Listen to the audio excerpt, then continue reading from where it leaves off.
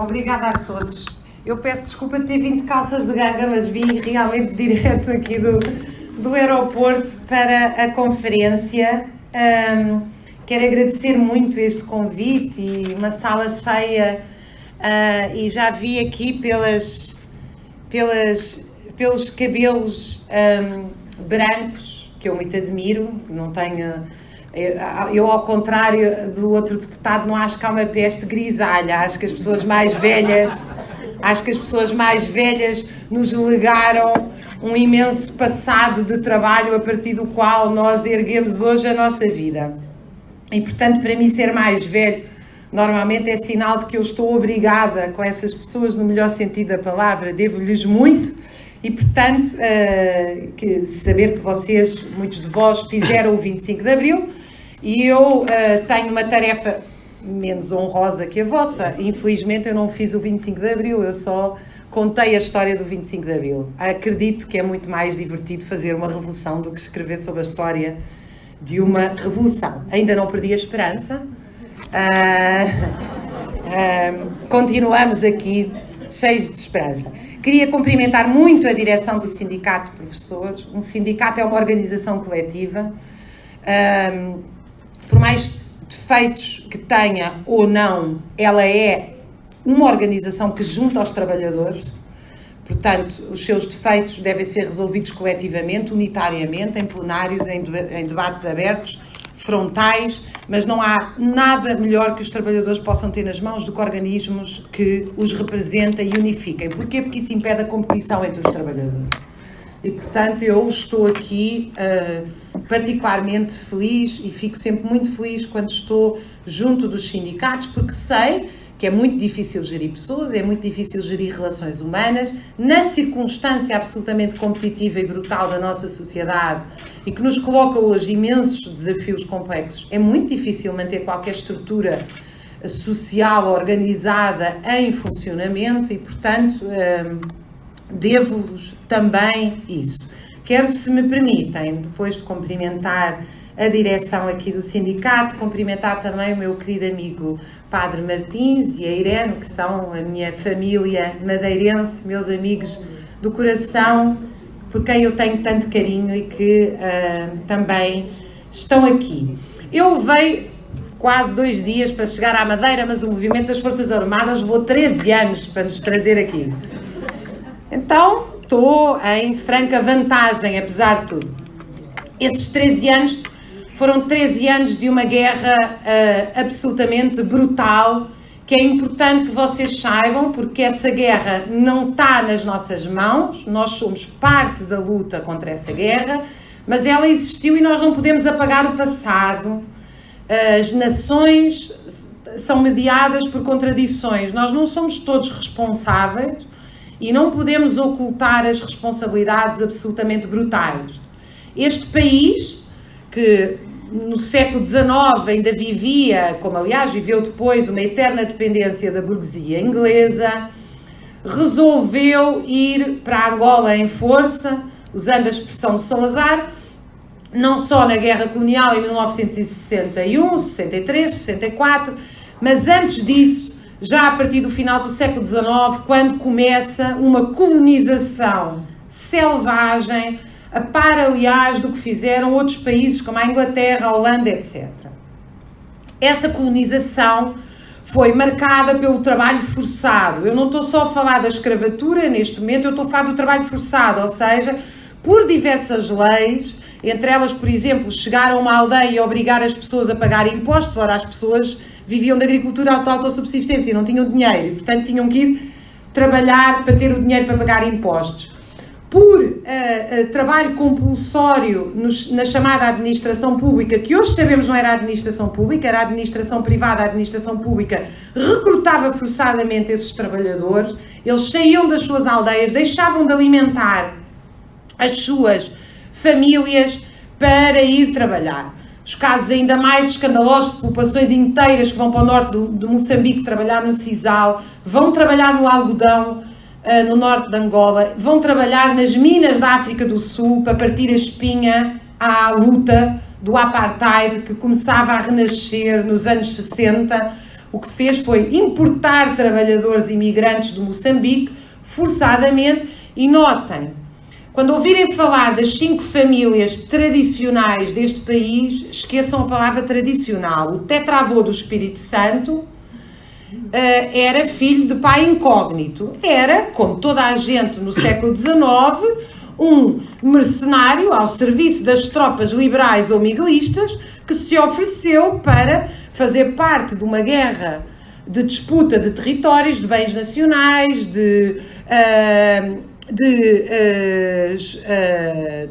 retirar os bens da Igreja. Não estou a dizer que era legítimo o sistema feudal em que vivemos, atenção, eu acho que o capitalismo é um extraordinário avanço face ao feudalismo. Não acho que o capitalismo seja o fim da história. Acho que, aliás, chegou há muito ao seu esgotamento. Eu sou uma socialista convicta. Eu acredito que é possível construir uma sociedade igual e livre, não o que aconteceu na União Soviética. Só estou a chamar a atenção para uma coisa. O capitalismo, no início, representa um extraordinário desenvolvimento das forças produtivas face ao mundo feudal, que era um mundo fechado, de mercados protegidos, onde não havia, efetivamente, desenvolvimento possível das forças produtivas. Por isso é que o ouro que veio do Brasil morreu ali, normalmente em... Ele não está... agora já está. Obrigada. Mas o capitalismo foi feito com revoluções violentas. Em França cortaram a cabeça à rainha, em Inglaterra cortaram a cabeça, e aqui também foi feito com guerras civis, até, inclusive, à República, onde também foi utilizada a violência, nomeadamente também aqui se matou o rei. Vocês sabem que o Lenin escreveu sobre a morte do rei Dom Carlos. Ele veio a Portugal e escreveu o que se passou quando o rei foi morto. Foi que a manifestação popular de apoio aos 2 homens, aos 2 carbonários que mataram o rei, foi muito maior do que a manifestação de apoio ao rei. O funeral dos carbonários e a manifestação popular foi muito mais expressiva, de tal forma que o Lenin escreve, o Vladimir Lenin, que depois vai dirigir a Revolução Russa, 10 anos depois, 9 anos depois, vai escrever um texto sobre a morte do rei Dom Carlos, baseado num jornalista de um jornal britânico, bastante conhecido na altura, que eu agora de memória não sei, e o jornalista era então especializado em regicídios. Portanto, era comum na Europa, pelo movimento anarcossindicalista, ou os movimentos carbonários, ou maçónicos, ou sociedades secretas, que a modernização burguesa se dá pelos atentados físicos contra reis.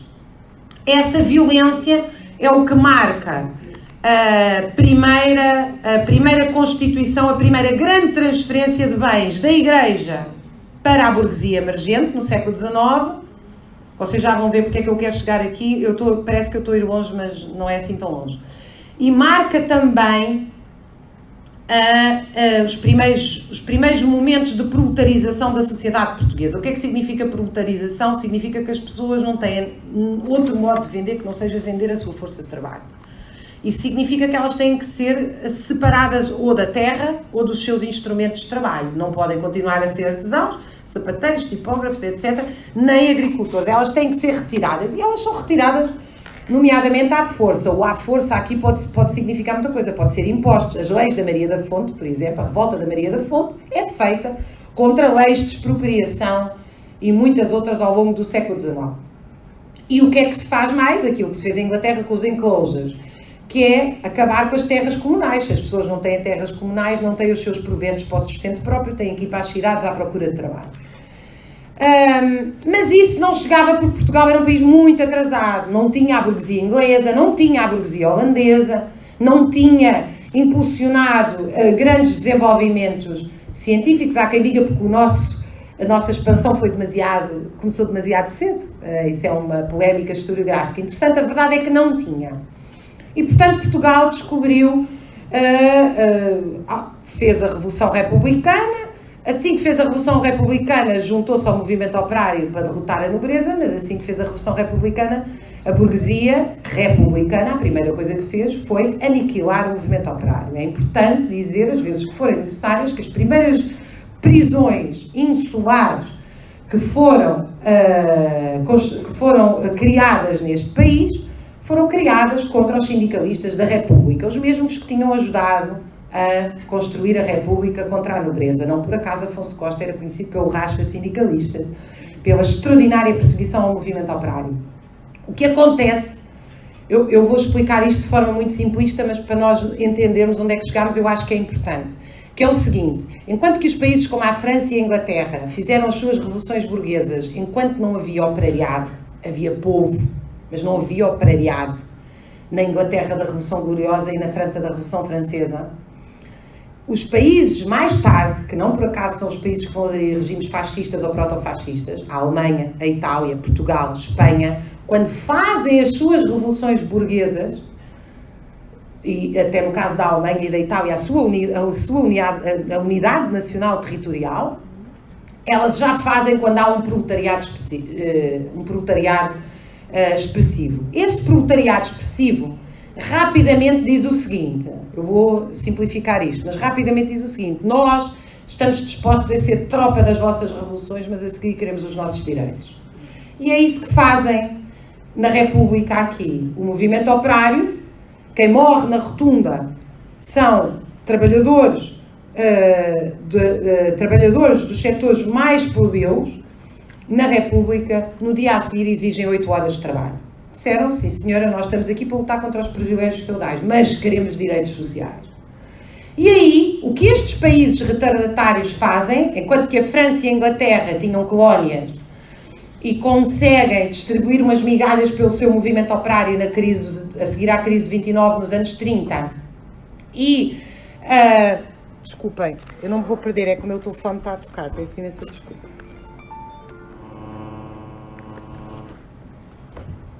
Os países mais atrasados não têm isso. E, portanto, os países mais atrasados o que fazem, não tendo dinheiro para conquistar com alguma paz o seu movimento operário, como fizeram na França e na Inglaterra, o que fazem é criar ditaduras. As ditaduras são criadas para controlar o preço da força de trabalho. Não é Salazar.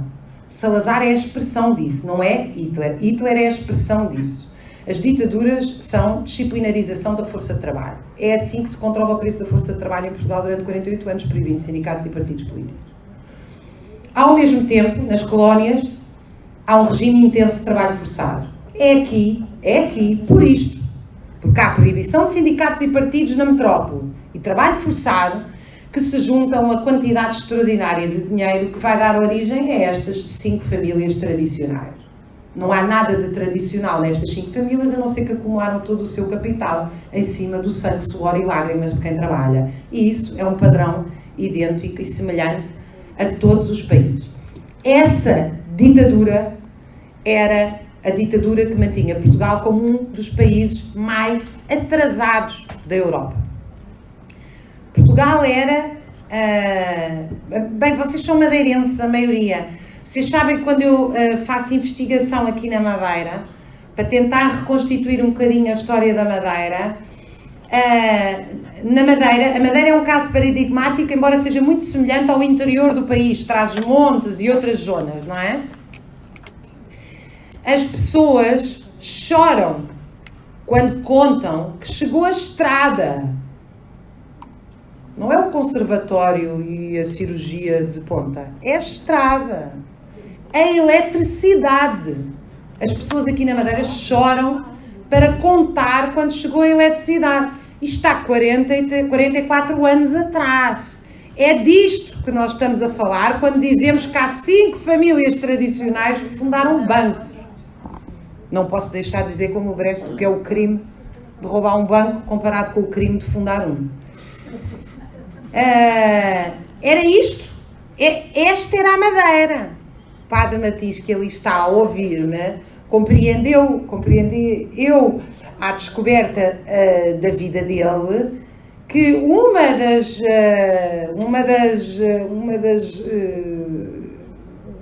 pelo qual as pessoas ali da Ribeira Seca têm tanto carinho por ele, é porque ele convenceu as pessoas que não queriam a doar terras para fazer as estradas que as pessoas depois usufruíram para ir para o hospital.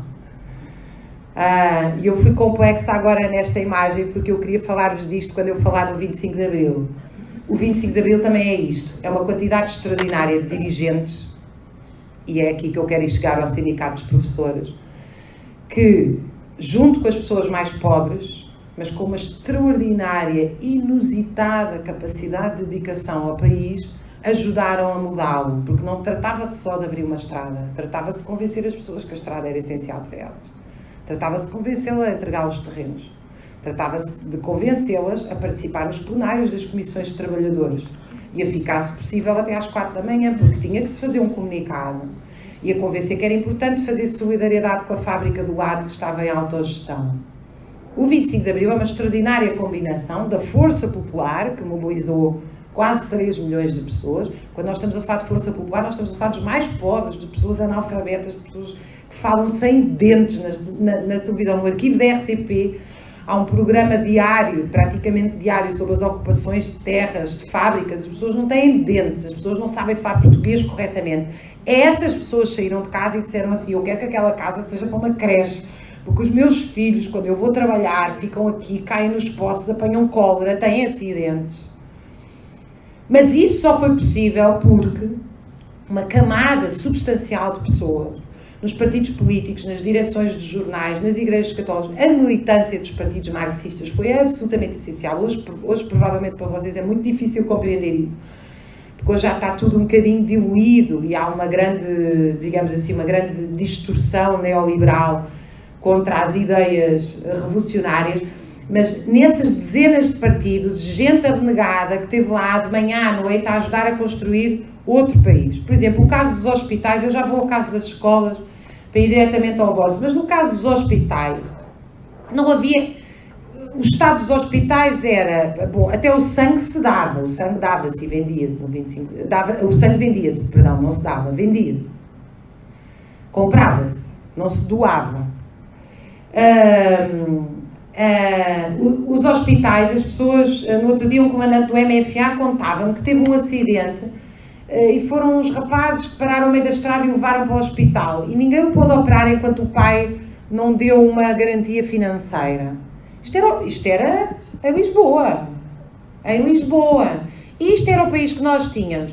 E o que é que acontece? O MFA foi pressionado pelos utentes, mas sobretudo pelos médicos, porque se o Serviço Nacional de Saúde inglês foi construído a seguir à guerra pelos enfermeiros, o nosso foi construído sobretudo pelos médicos. Os médicos foram para os hospitais onde tiveram 24 horas por dia a gerir os hospitais.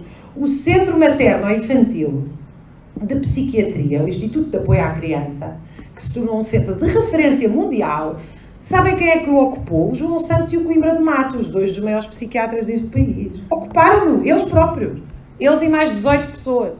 Ocuparam-no. Amanhã eu vou publicar um artigo no Público a contar essa história, porque foram eles. Hoje os mais dois... O João Santos já morreu, porque o Coimbra de Matos tem 80 e tal. Nas escolas também o fizeram. Estas escolas não existiam. Eu vou-vos contar a história de uma ocupação em Santiago do Cacém. Mas esta história de Santiago do Cacém podia ser uma outra qualquer história. Uma professora chamada Filomena Oliveira, muitos de vocês conhecem porque ela é responsável pela companhia de teatro Éter, que tem as peças do Saramago no memorial do memorial do convento, no convento de Mafra, etc. A Filomena Oliveira é uma mulher que vai nas campanhas do Serviço Cívico para Viseu.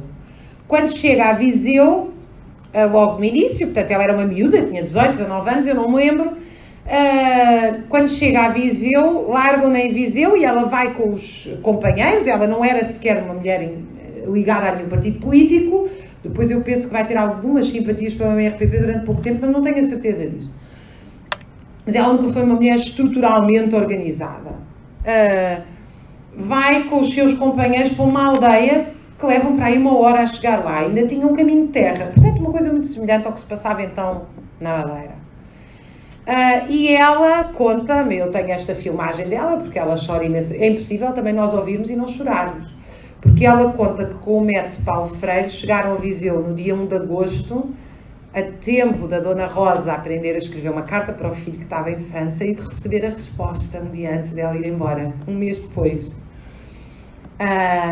E eu perguntei-lhe, qual foi a coisa mais importante que tu aprendeste no 25 de Abril? Vem que eu também vou chorar. E ela disse, foi que a nossa vida só faz sentido quando ajudamos os outros. E ela saiu dali e foi para Santiago do Cacém dar aulas. Quando chegou a Santiago do Cacém, ela dava aulas na escola pública. Mas os meninos terminavam no 6º ano. Porquê que terminavam no 6º ano? Porque, como dizia o Salazar, se soubesse o que custa de mandar, preferias toda a vida obedecer. Portanto, não havia mais escola. Devo dizer que é isto que este governo quer repor neste momento. É que as escolas sejam transferidas para os municípios, que os empresários entrem na gestão das escolas e definam que os meninos com 12, 13 anos vão apertar parafusos para a empresa do lado. Se a empresa do lado fechada aí há 2 anos e o rapaz não souber fazer nada a não ser apertar parafusos, não há problema. Até porque os filhos dos nossos governantes todos, como vocês sabem, não estão a aprender a apertar parafusos. Portanto, a municipalização das escolas é isso. Eu estou a coordenar um estudo para o Sindicato de Professores e, portanto, agora estou dentro do assunto. Estou-vos a dizer, e podem gravar, a municipalização da escola é garantir que os currículos da escola, em nome da flexibilidade, passam a ser definidos pelos empresários. Eu acabei de voar agora com um empresário aqui da Madeira, que até me deu umas dicas de brides, porque eu quero aprender brides. O tempo foi ocupado com uma razoável... É que eu já sei jogar aquilo, mas não consigo, mas queria aprender brides. E ele disse uma frase lapidar. A minha empresa tem 30 e tal anos. Não, isto é raríssimo, porque uma empresa, normalmente, não dá, a gente vai para outra. É exatamente isso. Isso é uma empresa. Não dá, a gente vai para outra. Pois é, mas os nossos filhos, quando não dá, a gente não arranja outra. E esse é o problema da escola municipalizada. O problema da escola municipalizada é que eu, há pouco tempo, chamaram para ir a Oliveira das Meias, onde tem a escassez de força de trabalho nos moldes. Chamaram para ir a Barcelos, grupos de pequenos empresários. Nós temos uma estrutura de pequenos empresários, onde tem escassez de força de trabalho no setor têxtil. Obviamente, também há já escassez de força de trabalho nos professores. Há 140 mil professores, 12 mil estão de baixa e há menos de 300 com menos de 30 anos.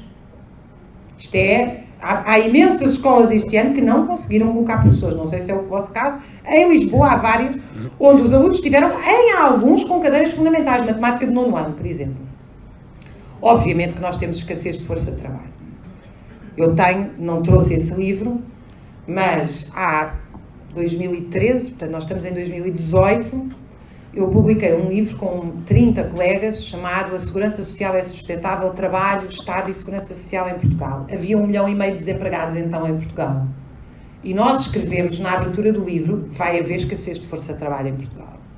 Na altura era uma coisa meio lunática. Nós não temos uma bola de cristal nem trabalhamos na astrologia. Portanto, os cientistas sociais sabem prever como é que se gera força de trabalho. Nós fomos ensinados a fazê-lo. E há escassez de força de trabalho. 500 mil de pessoas saíram do país e houve uma pressão para reformas com pessoas com mais de 45, 50 anos para cortar salários e substituir pelos mais novos. E agora veio António Costa avisar, porque precisamos de imigração. Não, vejam, e eu não quero que me confundam com posições xenófobas. Eu só estou a chamar a atenção para o mesmo que aconteceu aos mineiros da África, que foram para a África do Sul. Que imigração, de preferência, de um país mais barato e imigração mais barata. Não que eu esteja contra a imigração, para mim não havia fronteiras. Agora, não é assim que se gera força de trabalho. Não é expulsando os nossos filhos e mandando vir os filhos dos outros que ganham menos. Isto não é uma política solidária de livre circulação de fronteiras. Isto é competição e dumping social à escala mundial. Isto é a globalização da barbárie. Esta é a proposta que, aliás, o Ministério há pouco tempo até respondeu ao Sindicato dos Professores, mandamos vir brasileiros, não há problema. É assim... esta escassez, qual é a proposta do Ministério face à escassez de força de trabalho? Aqui Del Rey, não temos rapazinhos para ir trabalhar nos moldes, não temos meninas para ir trabalhar nos têxteis, como os professores são defensores do ensino unificado, e o ensino unificado é uma das principais conquistas do 25 de Abril. Vocês foram para as escolas exigir que havia um tronco comum de ensino, que filho de sapateiro não devia ser sapateiro, que até ao 9º ano, é isso que significa ensino unificado, até ao 9º ano há um leque de disciplinas politécnicas, usando o termo primordial da palavra, ou seja, um ensino humanista que tem desde a história, às artes, à matemática, ao português, e só a partir daí é que há uma especialização. Essa é uma das principais bandeiras do 25 de Abril, dos professores. Os professores foram para as escolas exigir isso. Isso foi imposto contra o Estado Novo, que queria agarrar nos meninos aos 10 anos e dizer: este vai apertar parafusos, aquela vai cozer botões. E o que o governo agora quer fazer é justamente isso. Só que já não diz que, como no Estado Novo, tu és pobrezinho e burrinho, isto não passa daqui. Inventou que é preciso flexibilizar currículos, adequar. Quando vocês ouvirem a palavra adequar o ensino ao mercado de trabalho, fujam. Porque o mercado de trabalho é um desastre. Portanto, se adequou o ensino ao mercado de trabalho, o ensino está destruído. Porque o mercado de trabalho é o deste empresário. É o mercado de trabalho do lucro. Não deu para sabonetes, produzimos armas. Não deu armas, produzimos sapatos. Não deu aqui, vamos para a Espanha. Não deu em Espanha, vamos para a China. Isto é o mercado de trabalho. Que é o contrário dos serviços públicos. O que é que são os serviços públicos? São serviços planificados. O problema da União Soviética é que não havia liberdade. Por isso é que há estagnação científica na União Soviética. Havia uma casta burocrática que dominava aquilo. Não é planificação. A planificação socialista é a maneira correta de gerir a economia da sociedade. Pois se eu tenho um país, olho para o país e digo: eu preciso de educar 10 milhões de pessoas. Como é que eu vou gerir isto? Como é que eu vou gerir? Eu não vou gerir um país a partir de Barcelos. Vocês compreendem isso? Isto é um desastre. Eu não vou definir, como agora o ministro introduziu, que o meu hospital vai estar em concorrência com o teu hospital. É assim que agora funciona o Serviço Nacional de Saúde. Os hospitais do Serviço Nacional de Saúde estão em concorrência uns com os outros. Isso é a antítese da produção de riqueza. É óbvio que eu tenho que maximizar os recursos e planificá-los ao máximo a nível nacional. Foi isso que foi feito ao nível da educação. Eu não vou perder e vou voltar à Filomena. Ela estava no 6º ano, e isto foi em 1975, e os alunos dela não iam prosseguir os estudos. Quem ia prosseguir os estudos eram os alunos que estavam no colégio religioso ao lado, privado, também em Santiago do Cacém. Eu não sei se nós depois vamos ter perguntas e respostas. Vamos? Então eu vou já terminar. Mas vou terminar com esta história muito bonita. Ela, portanto, ela é uma mulher, a força da natureza, diz: não pode ser, os miúdos não podem ficar por aqui no 6º ano, têm que seguir. É uma mulher apaixonada pelos seus alunos, como nós tivemos tantos professores assim. Vocês já viram, hoje os professores estão cabisbaixos. Estão a ver quando é que chega a hora da reforma, já contam os dias como um prisioneiro. Fazem uns risquinhos. É a principal pergunta: quando é que eu me posso reformar? Quando, obviamente, há 20 anos era: como é que eu vou tirar este miúdo? Eu tenho 20, está ali um problemático, anda cá que eu vou agarrar em ti. A culpa não é dos professores, escusam de... A culpa é das políticas de gestão dos professores. As pessoas entraram em burnout, em esgotamento, em desrealização, em presentaísmo. Estão lá, mas não estão. Estão lá, mas não estão. Bom, mas ela ainda vinha, obviamente, com aquele vigor todo, e ela é assim, ela ainda é assim. E ela diz: o que é que vamos fazer? O que é que vamos fazer? E isto eu já não me lembro dos detalhes, mas alguém, talvez ela, não sei, talvez os alunos, dizem: vamos ocupar o colégio. E lá foram o caminho de ocupar o colégio. Mas, quando foram o caminho de ocupar o colégio, já tinham, entretanto, peço desculpa, como estou cansada, vão-me fugindo das palavras, mas já tinham, entretanto, combinado com os alunos e os pais, para a frente do colégio de Santiago do Cacém.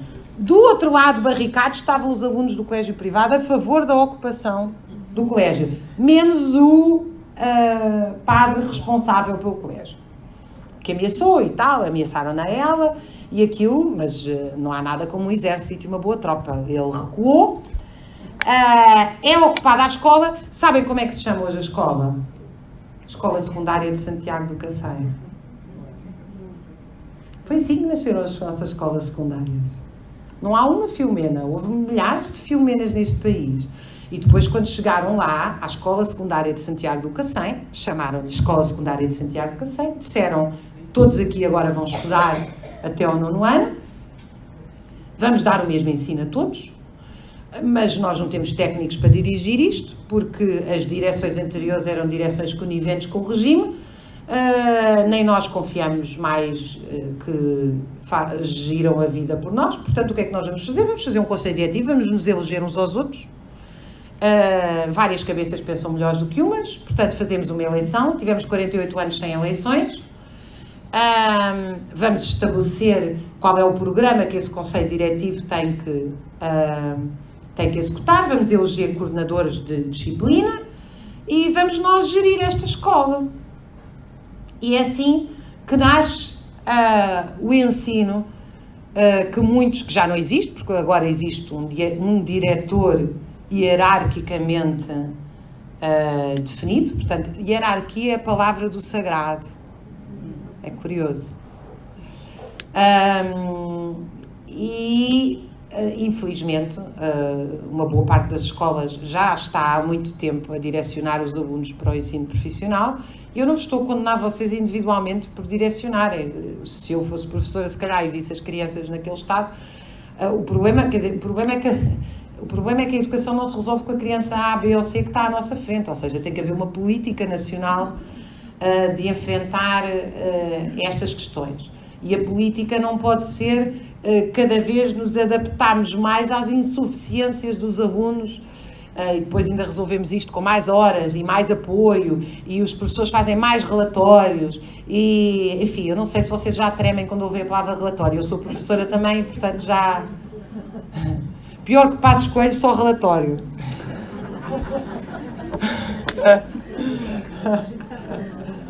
Há pouco tempo estou a fazer um trabalho para uma instituição privada, já fiz vários, de livros e estudos, e quando faço para instituições privadas digo logo, eu faço, mas sem relatório. Eu entrego-vos o trabalho no fim. Eu digo mesmo, só faço sem relatório. Eu entrego-vos o trabalho no fim. Pagam no fim, mas até lá não me peçam relatórios, porque as pessoas têm que confiar umas nas outras, senão não vou passar horas do meu dia, metade do que eu devia estar a trabalhar, estou a fazer relatório. E foi isso, mais ou menos, quer dizer, quando se acaba com a gestão democrática, tem que se introduzir mecanismos de controle. Não há outra forma de ter uma gestão hierárquica. Uma vez que o diretor, embora esteja imbuído da palavra do sagrado, não há sagrado, ele não consegue controlar, ele não é omnipotente e omnipresente. Portanto, ele não consegue controlar todos os problemas. E, portanto, vai criando uma casta intermédia de controle e subcontrole, e se é assim mau na escola pública, imaginem numa empresa. As empresas, se tivessem coragem hoje de publicar, mas é que eles misturam salário e lucro, são muito espertos. Misturam salário e lucro e depois aquilo aparece nas contas do salário, mas a quantidade de gestores de controle de qualidade que hoje tem qualquer empresa, que aparece como pagamento de salários, depois as empresas dizem que os custos de salários são altíssimos, mas aquilo é distribuição de dividendos, é absolutamente gigantesca. Portanto, os custos de controle na nossa sociedade são gigantescos. Hoje em dia, numa escola, no outro dia, um dos meus filhos fez uma carta, por acaso a carta é muito engraçada, mas tem lá assim umas coisas meio... Então a gente foi lá e tal, puxou-lhe a orelha, a professora chamou-nos, e a gente obrigou a pedir desculpas e tal, que é preciso respeitar o professor, e eu sou mesmo a favor de respeitar o professor. Isso para mim, eu acho que há hierarquia dentro da sala de aula. Eu não sou a favor das correntes pós-modernas que dizem que o professor é um mediador. Mediador nada, o professor teve a tirar um curso para aprender, para saber. O aluno, quando nós temos alunos, a ideia é que os alunos cheguem a nós através do nosso ensino, não é que nós começamos no mesmo patamar. Isso é uma conversa sem qualquer sentido. Portanto, eles têm que respeitar o professor. Mas ele fez uma coisa que, se fosse há 40 anos do 25 de Abril, aquilo podia ter sido gerido com mais jogo de cintura pelos professores. Mas como os professores agora estão desautorizados, chamam-nos à escola, porque estão desautorizados. E pronto, a gente, ele pediu desculpa, fizemos cara de muito maus, ele saiu, e eu disse à professora, a próxima vez, dê-lhe um calduço. É porque eu perdi 2 horas nisto, dê mesmo, nem me diga nada. Um calduço, uma belinha, como a gente dava antigamente. Porque não é só o problema do meu tempo, que eu vou à escola 2 horas por causa de uma coisa que não é significativa. Podia ser uma coisa uma má educação terrível, etc. Isso tinham que me chamar. Não era o caso, não é? Eu já tive recados na caderneta dos meus filhos porque eles não põem o braço no ar. Isto tinham eles 6 anos de idade. Então eu estou sempre a ir à escola a dizer, por favor, dê um caldo, até me faz um favor que me ajuda a educá-los. Mas não confio em mim. Mas o que é que acontece? Eu estou-vos a contar uma história pessoal para vos me divertir a mim, mas por outra razão. Já viram o trabalho que o professor teve a chamar-me à escola? É o telefonema, é o e-mail, é o relatório para a direção, é o não sei quê. Mas isto é completamente contraproducente para as crianças, porque ele está ali, veio o pai, a mãe, o relatório para o diretor e ele não fez nada que uma criança de 13 anos não faça. E vocês estão a pensar, não, é daquelas mamães que diz que os filhos têm sempre razão. Não é verdade. Não há nada... A professora, ele disse que não queria fazer um trabalho, que não concordava com o trabalho, sem ser mal educado. E a professora disse, então vais fazer uma composição. E ele fez uma composição, que é o monstro da escola. Mas o monstro da escola podia ser a professora, indiretamente compreendido. Mas a composição não é ofensiva. Foi isto. E até uma criança de 13 anos, não tem... Percebe? Imagina, se ele tivesse... Como há crianças que fazem... Reparem, há crianças que utilizam linguagem ofensiva com professores. Então, se chamam o meu, que fez uma composição... O que é que fazem ao outro? Prendem-no? Estão a ver? O problema é o seguinte, isto é mau para toda a gente. A falta de autoridade. E a autoridade não é autoridade com autoritarismo. É o problema da separação entre execução e pensamento, entre a separação entre trabalho manual e intelectual. É que querem que os professores sejam meros executores de uma hierarquia pré-definida, onde eles não lidam com relações humanas. O resultado disto... É péssimo do ponto de vista pedagógico, porque toda a gente é posta em causa e é um custo gigantesco para a sociedade. Para vocês, que viram assistentes sociais e psicólogos e administrativos a fazer relatórios, para os pais que são chamados à escola a resolver problemas que os pais não conseguem resolver, nem têm meios para resolver, na maioria das vezes, até porque a maioria de situações dentro da sala de aula, ou o professor as resolve na hora, ou não é por serem resolvidas daí a 8 horas que alguém vai resolver. E também é para as crianças, até porque as crianças estão permanentemente sem chão. As crianças estão permanentemente sem chão. Como é que alguém aprende a conviver coletivamente em sociedade se faz uma coisa errada e em vez de ser imediatamente questionado, é questionado daí a uma semana com não sei quantos papéis, quando metade deles já nem se lembra, porque já nem tem idade para se lembrar do que é que fez. Portanto, mas tudo isto, que é uma das principais queixas hoje dos professores, e por isso eu o referi, que é a questão da indisciplina, ela vem à cabeça das queixas relacionadas com o burnout, tem a ver com uma coisa que nós contrariámos no 25 de Abril, que é a gestão democrática, é o poder dos professores dentro da escola e dentro da sala de aula. Poder também é responsabilização. Poder também é responsabilização. Se eu vos dou o poder, se eu vos entrego os meus filhos, também vos torno responsáveis pelos meus filhos. Isso significa que eu não tenho que andar lá a pedir contas do que é que vocês fazem, mas vocês têm que me entregar os meus filhos muito bem ensinadinhos. É o nosso acordo. Esse é o acordo que existe entre a sociedade e os professores. Esse acordo foi quebrado quando se acaba com a gestão democrática. É isso que hoje permite a um pai entrar... Eu nem sabia que os pais podiam ir ao conselho de turma. Vocês percebem o significado disto? Algum de vocês vai à reunião do cirurgião do hospital dizer como é que operam os vossos filhos? Isto é inaceitável. Isto é uma relação que quebra completamente o funcionamento dos locais de trabalho. E o que é que faz? Faz uma coisa que os médicos identificaram, chamada desrealização, desinteresse. As pessoas, para não sofrerem nos seus locais de trabalho, desinteressam-se por elas. Isso não é só a preguiça do professor A, B ou C. Há sempre um ou outro, mas isso é residual estatisticamente. Se nós temos um comportamento massivo destes, nós temos um problema do local de trabalho, da sociedade, não é um problema individual. A próxima vez que se sentirem mal na escola, dentro da sala de aula, Olhem-me nos olhos, porque o que eu vos vou dizer é verdade. A culpa não é vossa. É vossa se vocês não lutarem contra isso. É vossa se vocês não se organizarem. É vossa se vocês não lutarem por outro modelo educativo. Mas esse sentimento psicológico que vocês têm de desestruturação, ele é comum aos locais de trabalho hoje. Ele está generalizado porque quebrou-se o elo da responsabilidade, quebrou-se o elo da relação entre pensar e executar, quebrou-se o elo da confiança coletiva. O que é a avaliação de desempenho? O que é a avaliação de desempenho? É que vocês são melhores consoante destruírem melhor o colega do lado. A avaliação dentro das escolas, dos hospitais, das empresas, hoje, não é qual foi o melhor projeto coletivo que vocês fizeram, como é que os vossos alunos progrediram melhor, etc. A base da avaliação não é essa. A base da avaliação é a competição com o colega do lado. Porque há um sistema de cotas de acesso ao funil de cima da avaliação de desempenho.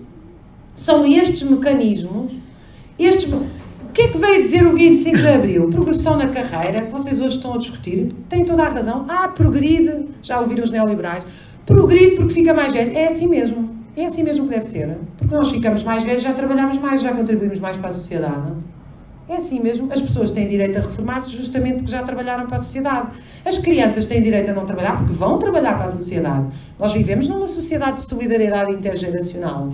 É óbvio que se eu, à medida que trabalho, já dei mais trabalho à sociedade, vou, aliás, ficando mais frágil do ponto de vista físico, por isso é que há a redução do número de horas de aulas. Há pouco tempo também soube que hoje em dia um professor com 55 anos só tem redução de 1 hora de aula. De 1 hora, não é? 2. Bom, mas mesmo assim, quer dizer, depois isto é um convite, sabe o que é que isto acontece? Qual é uma correta gestão da força de trabalho? Isso eu, por acaso, não sei como é que era há 40 anos. Vou terminar agora para vos passar a palavra. É o seguinte, a maioria dos professores mais velhos, os casos excepcionais, nós não estamos aqui a falar, nem esses casos excepcionais são para ser tratados como casos excepcionais.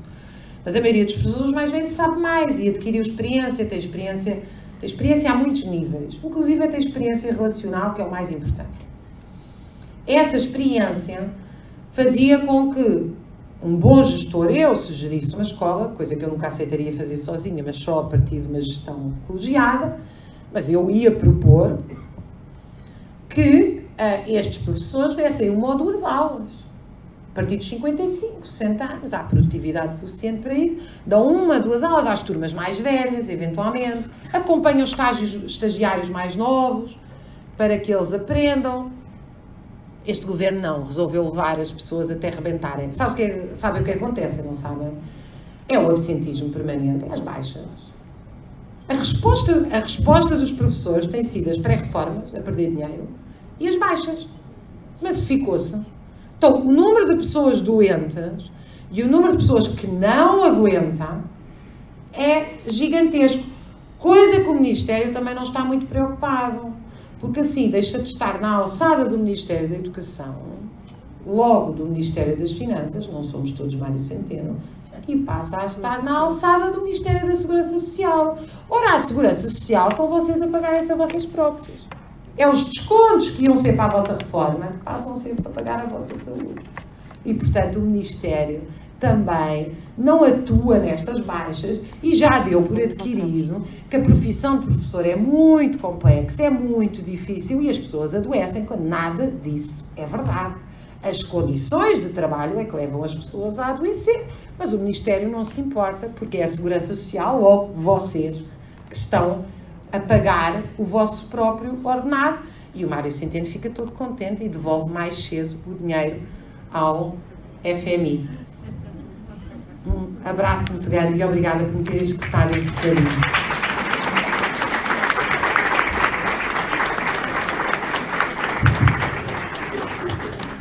Obrigado, Raquel. Nós vamos então agora dar aqui espaço para 1 ou 2 perguntas. Não vamos prolongar muito porque começamos mais tarde. O jantar também está à nossa espera e pode-se estragar. E também porque nós vamos tendo também fome. Mas eu, antes de passar a palavra, recordo só aqui 3 ideias centrais da conferência que acabamos de ouvir. Em primeiro lugar, a Raquel mostrou-nos que isto está tudo ligado. Não podemos falar de educação sem falar de muitas outras áreas, porque efetivamente as coisas não são estanques. A segunda ideia é que temos um retrocesso dos direitos que foram alcançados com o 25 de Abril, nomeadamente em termos da gestão democrática e tantos outros que nós conhecemos nas nossas escolas. Finalmente, a terceira ideia é que a história ensina, sobretudo quando comemoramos as datas históricas, como a do 25 de Abril, e refletimos sobre elas e sobre as implicações delas no nosso presente e também ao contrário, como no presente podemos tirar lições do passado. Eu vou então agora passar a palavra a 2 ou 3 pessoas que queiram questionar a Raquel ou fazer breves comentários para não prolongarmos muito. Passo a palavra a quem quiser.